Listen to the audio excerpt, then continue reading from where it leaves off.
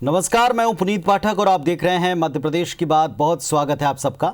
नगरीय निकाय चुनाव सिर पर हैं और इसके पहले बीजेपी सरकार ने एक बड़ा सियासी दांव खेला है। प्रमोशन में रिजर्वेशन के मामले में नाराज चल रहे सवर्णों को साधने के लिए अब सवर्ण आयोग के गठन का ऐलान हो गया। रीवा में गणतंत्र दिवस के कार्यक्रम के बाद सीएम ने एक बार फिर भोपाल में इस बात को दोहराया कि सरकार SC, ST, OBC और अल्पसंख्यक आयोग की तर्ज पर सवर्ण आयोग बनाएगी जो सामान्य वर्ग के गरीबों के लिए काम करेगा। हालांकि कांग्रेस इसको एक पॉलिटिकल प्रोपेगेंडा बता रही।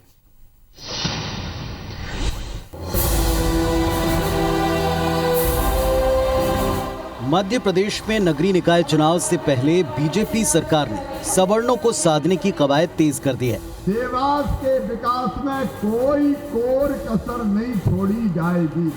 सीएम शिवराज सिंह ने आर्थिक रूप से कमजोर सवर्णों के लिए सवर्ण आयोग बनाने का फैसला किया है। दरअसल जातीय समीकरण के मुताबिक प्रदेश में 22% आबादी सवर्णों की है। प्रदेश में ज्यादातर बड़े शहरों में ये सवर्ण बसते हैं। वोट बैंक के लिहाज से देखें तो इनका झुकाव जिस पार्टी की ओर होगा उसे चुनाव में सीधा लाभ मिलेगा। दरअसल 3 साल पहले सीएम शिवराज ने प्रमोशन में आरक्षण की पैरवी की थी। नतीजतन सपाक्स अस्तित्व में आया, जिसके चलते 2018 के विधानसभा चुनाव में बीजेपी सत्ता से दूर हो गई। लिहाजा बीजेपी अब ऐसी कोई रिस्क लेना नहीं चाहती। सामान्य वर्ग के जो हमारे आर्थिक रूप से कमजोर परिवार है 10% आरक्षण उनको मिल रहा है, लेकिन और भी कई कदम उठाने की जरूरत है और इसके लिए हमने आयोग गठित करने का फैसला किया है। चुनाव को ध्यान में रखकर भारतीय जनता पार्टी कभी निर्णय नहीं लेती। जनता की सेवा करना और विकास करना, ये 2 बातों को ध्यान में रख के लेते हैं। आज ये सवर्ण आयोग का भी मुख्यमंत्री जी का ऐलान उसी को ध्यान में रख के हैं, सबका साथ और सबका विकास। इधर कांग्रेस इसे केवल पॉलिटिकल प्रोपेगेंडा बता रही है। पूर्व मंत्री PC शर्मा का कहना है कि बीजेपी सरकार वोट की जुगाड़ में एक बार फिर प्रोपेगेंडा फैला रही है, जबकि सरकार को न सिर्फ गरीब सवर्णों बल्कि हर उस वर्ग के लिए काम करना चाहिए जिसकी कोरोना काल में लॉकडाउन के चलते आर्थिक तौर पर कमर टूट गई। प्रोपेगेंडा है, सगुफा है, जो भटकाने के लिए लोगों को जो, क्योंकि सरकार कुछ कर नहीं पा रही। 5% DA जो कमलनाथ जी ने सैंक्शन किया था वो दे नहीं पा रहे, तो कुल मिला के इन सब चीज़ों से ध्यान हटाने के लिए ये सब इनके सगुफे हैं। दरअसल 29 सितंबर 2020 को कैबिनेट की बैठक में पिछड़ा वर्ग आयोग को संवैधानिक दर्जा देने के प्रस्ताव को मंजूरी मिली थी, जिस पर मैहर से बीजेपी विधायक नारायण त्रिपाठी ने कहा था कि सरकार सवर्ण आयोग का गठन भी करे। जाहिर है अब सवर्ण आयोग के गठन के फैसले पर सियासी रसाकशी चुनाव के दौरान भी देखने को मिलेगी। नवीन कुमार सिंह, IBC 24, भोपाल। और इस मुद्दे पर चर्चा करने के लिए हमारे साथ में 2 बहुत ही खास मेहमान जुड़े हैं। पंकज चतुर्वेदी जी हैं, भारतीय जनता पार्टी से पक्ष रखेंगे, और बालेंदु शुक्ला जी हैं, वरिष्ठ नेता, कांग्रेस पार्टी की तरफ से जवाब देंगे। आज पहले शुरुआत शुक्ला साहब से करेंगे। बालेंदु जी, ऐसी क्या बात है कि जिस वर्ग को लेकर लगातार कांग्रेस पार्टी दावे करती रही, जिन मांगों का पहले समर्थन करती रही, अब अगर सरकार कहती है कि हम इसको लेकर एक आयोग बनाएंगे तो आप कहते हैं कि प्रोपेगेंडा है? क्यों ऐसा लगता है कांग्रेस को?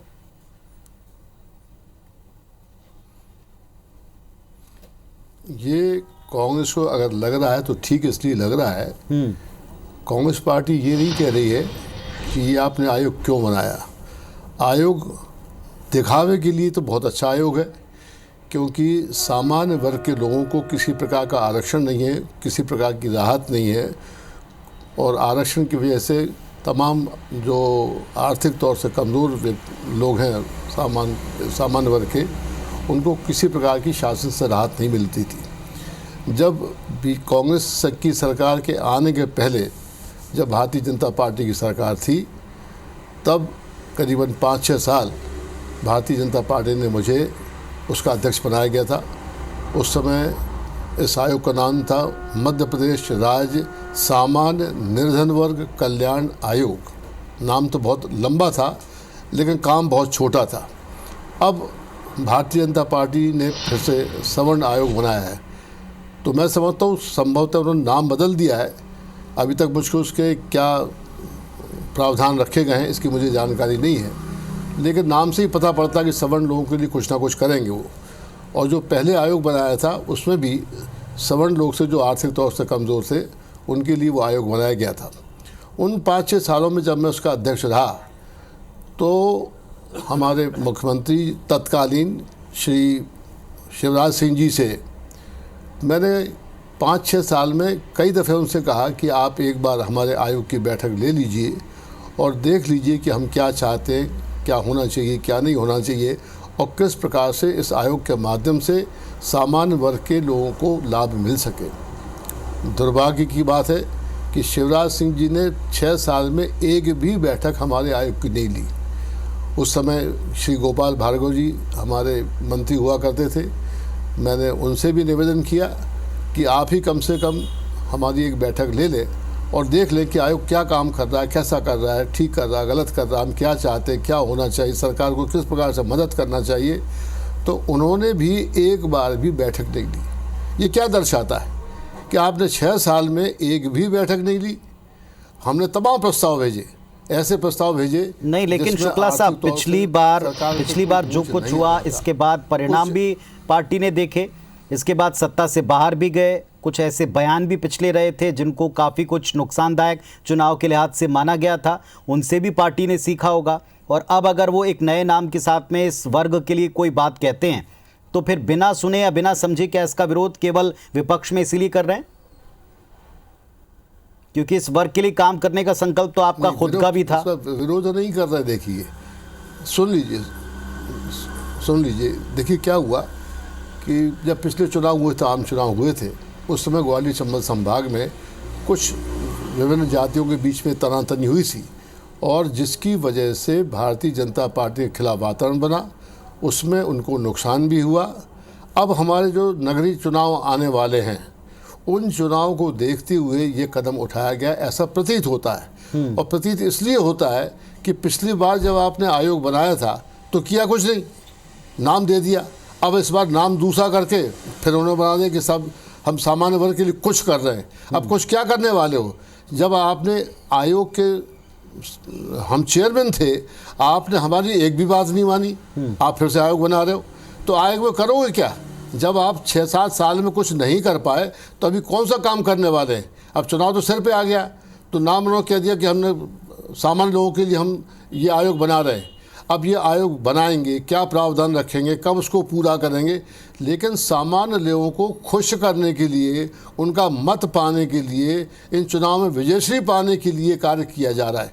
इसीलिए कहा जाता है कि आपकी नीयत कुछ और है, कहते कुछ हो, करते कुछ हो। सामान्य वर्ग के लिए देखा जाए और जो हमारे गरीब तबके के लोग हैं उनके लिए भी कुछ कार्य किया नहीं गया। नाम बड़ा अच्छा था और मैंने भी शिवराज सिंह जी की बहुत तारीफ की थी कि ये पहला राज्य है जिसने सामान्य वर्ग के लोगों के लिए कुछ आयोग बनाया, लेकिन आयोग ही आयोग बनाया, किया कुछ नहीं। अब वही होने वाला कि अब चुनाव आने वाले हैं तो उन्होंने फिर कह दिया कि सब सामान्य लोगों के लिए आयोग बना। उत्तर लेता हूं मैं आपके बातों का और आरोपों का भी। भारतीय जनता पार्टी की तरफ से हमारे पास पंकज चतुर्वेदी जी हैं, इस मंच पर साथ हैं। पंकज जी, 2 सीधे सीधे आरोप हैं। पहले भी आपने एक अलग नाम से आयोग बनाया, किया कुछ नहीं, मीटिंग तक बुलाई नहीं, उसके अधिकारी जो पहले उस वक्त आपके साथ थे वो यहाँ पर बोल रहे हैं सामने। कांग्रेस पार्टी का पहला इस पर रिएक्शन ये था कि ऐसे बहुत सारे आयोग पहले से बने हुए हैं, उनका क्या हुआ, उन्होंने क्या काम किया, इस वर्ग को छल कर केवल चुनावी लाभ लेने की मंशा है। देखिए, सबसे पहले तो बालेंदु जी के प्रति पूरे सम्मान के साथ कि बहुत सीनियर राजनेता इस मध्य प्रदेश के हैं जी, और जैसा उन्होंने स्वयं स्वीकारा कि वो भारतीय जनता पार्टी में आए गए हो गए, यानी भारतीय जनता पार्टी से वापस कांग्रेस पार्टी में चले गए और 6 साल तक उनके शब्दों में वो आयोग के अध्यक्ष रहे और आज 6 साल का वो कार्यकाल समाप्त हो गया। कांग्रेस में गए हुए बालेंदु जी को एक समय हो गया, आज वो इस मंच पर बोल रहे हैं कि उस आयोग ने कोई काम नहीं किया। तब किसने रोका था बालेंदु जी को कि तब वो ये बात उठाते काम नहीं किया? वस्तुतः पुनीत जी काम हो रहा था और अब भी मध्य प्रदेश देश के उन राज्यों में शामिल है जहां सामान्य वर्ग के लोगों को आय के आधार पर 10% आरक्षण लागू किया है माननीय मुख्यमंत्री शिवराज सिंह चौहान साहब ने। तो ये सोचना और समझना होगा कि आरोप लगाने की राजनीतिक लाभ के हिसाब से कौन सी पार्टी काम करी। वो पार्टी काम करी जिसका नाम कांग्रेस पार्टी है। और पुनीत जी, मध्य प्रदेश की जनता जनार्दन ने बार बार स्थापित किया, सिवाय 2018 में वो 2-4 सीटों के अंतर को छोड़कर कांग्रेस पार्टी 2003 से किसी भी स्तर का चुनाव हो, लोकसभा चुनाव हो, विधानसभा चुनाव हो, नगर पालिका चुनाव हो, नगर निगम चुनाव हो, ग्राम पंचायत चुनाव, हर जगह चुनाव हारती जा रही है। और यदि इतनी कांग्रेस पार्टी सजग और सतर्क है, प्रतीत हो रहा है, अरे हम विकास का प्रतीक हैं सर, सबका साथ, सबका विकास, सबका विश्वास आपको प्रतीत होता है। और भारतीय जनता पार्टी की सरकार विकास का प्रतीक है, सिंबल ऑफ प्रोग्रेस, और इसीलिए जनता की कृपा और आशीर्वाद मिलता है। कोई निर्णय जनहित के लिए करे, कांग्रेस पार्टी उसका विरोध करती है। अरे कांग्रेस पार्टी के पेट में दर्द क्यों है पुनीत जी? यदि आज मध्य प्रदेश के सामान्य वर्ग के लोगों को यदि आय के आधार पर यदि आयोग बन जाएगा, आयोग जो है अर्ध न्यायिक संस्था होता है, उसके बाद पूरी शक्ति अधिकार संपन्नता होती है। थोड़ी देर के लिए पंकज जी, आपने थोड़ी देर के लिए पंकज जी, अगर इस पार्टी पॉलिटिक्स को अलग कर भी दें तो आप भी, चूंकि सौभाग्य से जिस वर्ग की चर्चा की जाती है उसके बारे में आप भी जानते हैं कि उसमें एक बड़ा तबका बुद्धिजीवियों का रहता है, और आजकल जो आधार होता है, सरकारी आधार होता है योजनाएं बनाने का, गरीबी की रेखा के ऊपर या नीचे वाला, वो कोई जाति देखकर नहीं है, उसमें सब वर्गों के लोग हैं, सब धर्मों के लोग हैं, सब पंथों के लोग हैं। बड़ी बात यह कि इस वर्ग को लेकर के बाकी आप किसी की बात करें उतना हल्ला नहीं मचता। पिछली बार ये वर्ग नाराज हुआ, लंबी सरकार भारतीय जनता पार्टी के चलते हुए कुछ ना देखा अपने लिए, इसके बाद नाराज हुआ। दूसरों के फेवर में चूंकि उसको लेकर लगातार पार्टी पॉलिटिक्स, चुनावी पॉलिटिक्स होती रही, उनके संघों की बात, उनके हितों की बात की गई तो ये वर्ग नाराज हुआ। आज फिर ये वर्ग भी जरूर पूछेगा कि पिछली बार जो हुआ ऐसा छलावा अब तो नहीं होगा। उनके लिए कोई कॉन्क्रीट योजना है या केवल एक नाम मात्र है? देखिए पुनीत जी, मैं आपकी बात से बड़े विनयपूर्वक असहमति जताता हूं। भारतीय जनता पार्टी वर्ग, जाति, वर्ण, भेद के आधार पर कभी भी राजनीति ना पहले करती थी ना अब करती, number 1। Number 2, Bharatiya Janata party से कोई भी नाराज नहीं है। सब भारतीय जनता पार्टी के चुनाव चिन्ह को भारतीय जनता पार्टी के नेताओं, कार्यकर्ताओं को स्नेह देते हैं, भरपूर स्नेह लुटाते हैं। इसीलिए तो मध्य प्रदेश में सतत रूप से भारतीय जनता पार्टी की सरकार है। तो मैं इसलिए आपकी बात से, माफ कीजिए, असहमत हूं कि कोई वर्ग भारतीय जनता पार्टी से नाराज नहीं होता। सब हमारे अपने, इसीलिए मैं फिर नारा दोहरा रहा हूं, सबका साथ, सबका विकास, सबका विश्वास, जनहित, जन विकास और मध्य प्रदेश का कल्याण, इसी सोच पर माननीय मुख्यमंत्री मेरा प्रश्न केवल इतना, सरकार संगठन, मेरा प्रश्न केवल इतना था पंकज जी, इस बात कि अजाक्स वगैरह अगर अपनी बात करते हैं, उसके बाद सपाक्स का नाराज होना, मैं किसी एक का नाम लेना चाहता नहीं था, और इस वर्ग के बारे में, इस वर्ग के गरीब लोगों के हित के बारे में पार्टी चाहे कोई भी रही हो, पक्ष चाहे कोई भी रहा हो, बातें करना एक अलग बात है, लेकिन कॉन्क्रीट जमीन पर काम करना, इसके लिए बहुत लोगों ने गैर जरूरी समझा या इग्नोर किया। इसमें अब नया कॉन्क्रीट क्या होगा? मेरा उत्तर ले लीजिए। मैं उनका विरोध नहीं कर रहा हूं, मैं इनका साथ नहीं दे रहा हूं। मैं आपने बिल्कुल, मैं वाजिब सवाल पूछा आपने, और आप बहुत परिपक्व पत्रकार हैं। मेरा बहुत स्पष्ट निवेदन है कि चाहे सपाक्स हो या अजाक्स हो या और कोई संगठन हो, सारे संगठनों का देश की लोकतांत्रिक व्यवस्था में मान और सम्मान है। सबको अपनी बात रखने का अधिकार है, लेकिन लोकतंत्र में निर्णायक होती जनता जनार्दन, इसीलिए उसको जनार्दन भगवान माना जाता है। और जनता जनार्दन का स्नेह, आशीर्वाद, कृपा सतत रूप से भारतीय जनता पार्टी के कार्यकर्ताओं के प्रति बरसता है, जो चुनाव में जनप्रतिनिधि के तौर पर जाते हैं। मैंने तमाम चुनाव गिनाए आपको 2003 के बाद से, सारे चुनाव आप देख लीजिए, परिणाम आपके सामने। इसीलिए कोई नाराज नहीं है, पर हम चाहते हैं कि जो उत्थान हुआ और अधिक उत्थान हो और अधिक विकास हो। और उसमें एक विसंगति नजर आ रही थी कि आय के आधार पर बहुत सारे सामान्य वर्ग के लोग थे जिनको लग रहा था कि उनको विकास के और सुअवसर चाहिए, तो उनके विकास के सुअवसर, विकास का नया मंच, विकास की नई नींव ये प्रदान करेगा ये नया सवर्ण आयोग। और इस पर कांग्रेस के यदि पेट में दर्द है तो जनता उनको चुनाव में करारा जवाब देगी। कोई चुनावी लाभ की मंशा नहीं है। हम यदि जन विकास की मंशा से, जनहित की मंशा से यदि कोई भी कार्य करते हैं, चलिए आपकी इस बात को मैं थोड़ा और आगे बढ़ाता हूं, थोड़ा सा आगे बढ़ाता हूं पंकज जी। आपकी इस बात को तमाम वर्गों ने साथ दिया। आज चूंकि मुद्दा हम सवर्णों का लेके बैठे हैं, सवर्णों ने भी भरपूर साथ दिया, और उसके लिए एक दल की पसंद के तौर पर, चॉइस के तौर पर लंबे टाइम तक आप रहे, देश में भी प्रदेश में भी, ये भी मान लिया। फिर भी इस वर्ग के कुछ लोगों के लिए अगर आज की तारीख में आयोग बनाना पड़ रहा है, मतलब कहीं तो उनके लिए कुछ कमियां हैं, कहीं तो उनके लिए कार्य की आवश्यकता है, तब तो आपने भी विचार किया और उसको आगे बढ़ा रहे हैं। देखिए देखिए पुनीत जी, प्रगति प्रगति और परिवर्तन ये प्रकृति के शाश्वत नियम है। ऐसे तो विकास कर ही नहीं पाएंगे हम कि साइकिल बना ली थी फिर मोटरसाइकिल की आवश्यकता क्यों, मोटरसाइकिल बनी तो कार की आवश्यकता क्यों, कार बना ली तो हवाई जहाज की आवश्यकता क्यों। तो इसका आशय थोड़ी कि जो पुरानी प्रगति उसको आप नगण्य मानेंगे, भूल जाएंगे। मैंने आपसे यही कहा कि नए विकास की संभावनाएं नए दौर के हिसाब से, नए युग के हिसाब से, समय काल परिस्थिति के हिसाब से, वर्तमान स्थितियों के हिसाब से आवश्यकता प्रदेश में है कि 10% सामान्य आरक्षण के साथ साथ सवर्ण आयोग का गठन किया जाए, एक सशक्त संस्था को बनाया जाए। तो ये आशय थोड़ी कि पीछे कुछ नहीं हुआ, ये कांग्रेस नहीं है पुनीत जी कि आगे पाठ और पीछे सपाट। यहाँ पीछे भी बहुत कुछ है और आगे बहुत सारी संभावना है, उस पर ये सरकार काम कर रही है। चलिए आपकी दोनों बातों पर उत्तर लूंगा बालेंद्र शुक्ला साहब का कि ना नाराजगी है और इस वर्ग के लिए अब आगे के लिए क्या योजना है, इस पर काम करना चाहती है सरकार, इसलिए आयोग बना रही है। बालेंद्र शुक्ला साहब, आपने सुना होगा पंकज चतुर्वेदी जी ने जो कहा कि पार्टी से नाराजगी का सवाल ही नहीं उठता, सबको साथ लेकर चले हैं, किसी वर्ग की कोई नाराजगी नहीं, चुनावी नतीजे इस बात के गवाह हैं। यहां तक तो ठीक है। दूसरी बात यह कि वक्त के साथ इस वर्ग की जरूरतें और इन जरूरतों पर काम करने के लिए आयोग की आवश्यकता है। दो सवाल यहां मेरे आपसे हैं। पार्टी से जुड़ने के बाद, अब पार्टी को दूर से देखने के बाद आपको क्या लगता है बीजेपी की इस मंशा पे क्या करना चाहिए? इस वर्ग की मूलभूत जरूरतें आज हैं क्या? क्योंकि आपने वो जिम्मेदारी भी संभाली आपके मुताबिक।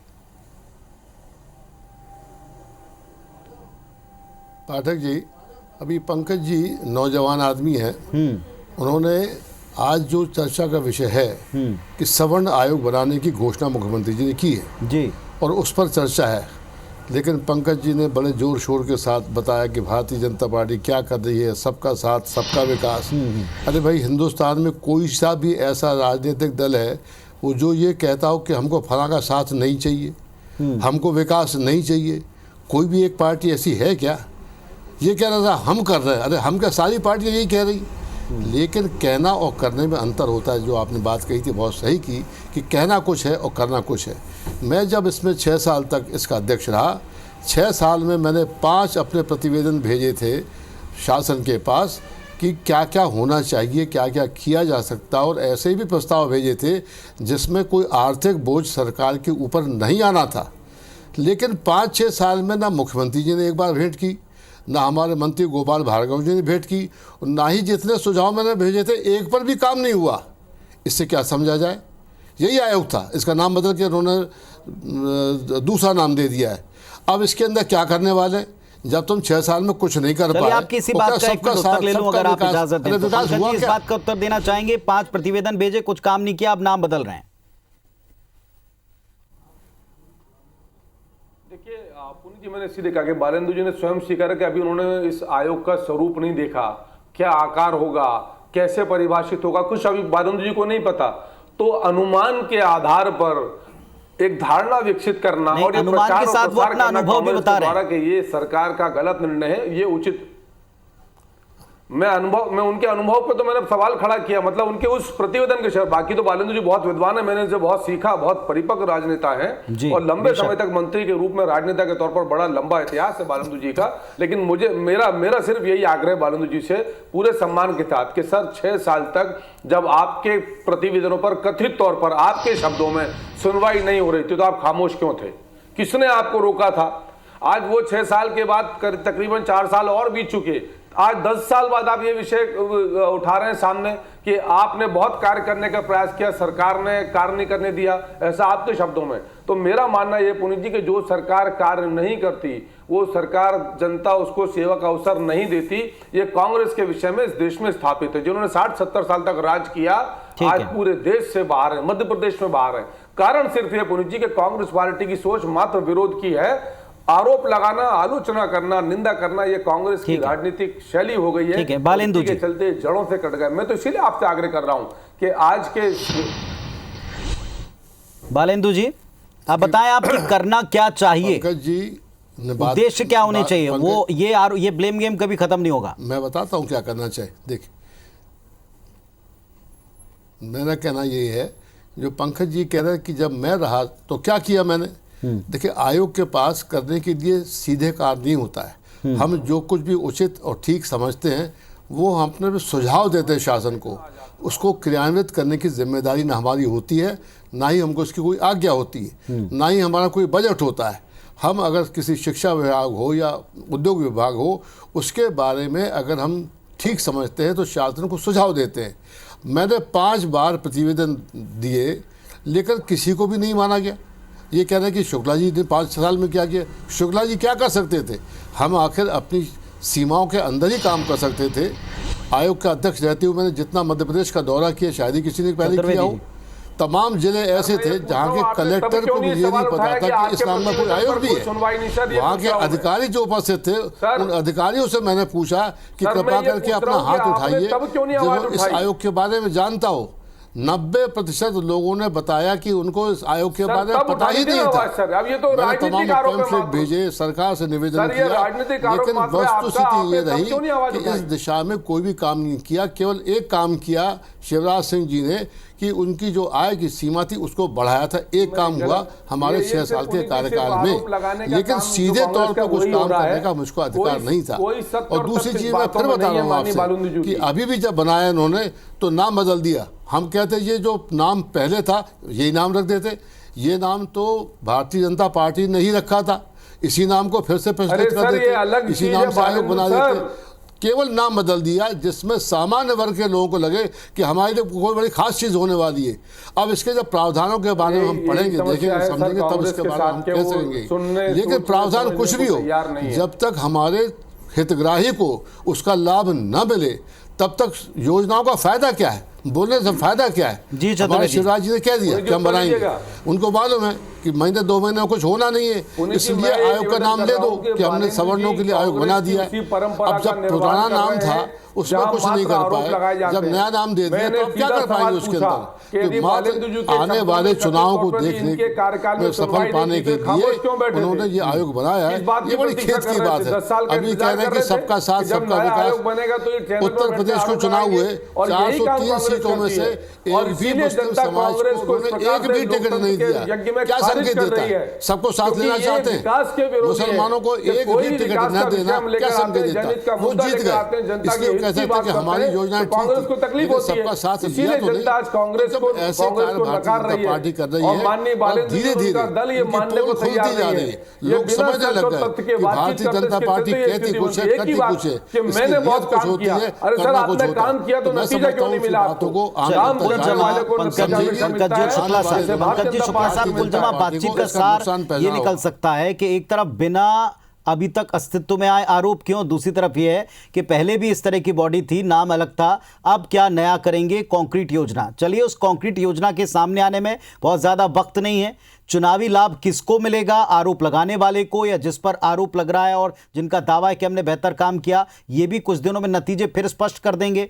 बड़ी बात यह कि जिस वर्ग की बात की जा रही है उस वर्ग के जिन लोगों के आगे के या मौजूदा हितों के बारे में हम चर्चा करते हैं या चिंता करते हैं, उसका जमीन पर कितना असर पड़ता है, क्योंकि इस वर्ग की अभी भी कुछ मांगे हैं, पहले भी थी और आगे भी रहेंगी, जिनका उत्तर मिलना चाहिए सत्ता पक्ष से पहले, और अगर नहीं मिलता तो विपक्ष को अपनी जिम्मेदारी निभानी चाहिए। कौन कितनी जिम्मेदारी निभाएगा देखते हैं। बहुत धन्यवाद आप दोनों का जुड़ने के लिए। नमस्कार।